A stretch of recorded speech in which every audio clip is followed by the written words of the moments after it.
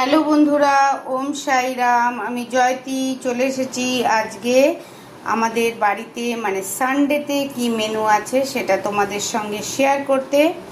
তো Sunday Sunday Sunday সবারই অনেকেরই ছুটির দিন, সবার ঘরেই অনেক অনেক অনেক ভালো মন্দ রান্না তো হচ্ছেই।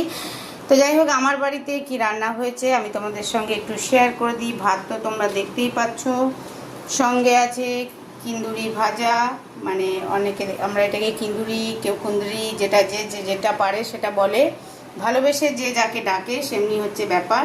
বাট আর এটা ভাজা, সাদা ভাত, আর এটা আছে চিকেন করা হয়েছে, চিকেনের একটু ঝোলঝুলি করা হয়েছে। তো আজকে সানডের আমাদের স্পেশাল মেনু হচ্ছে এটাই।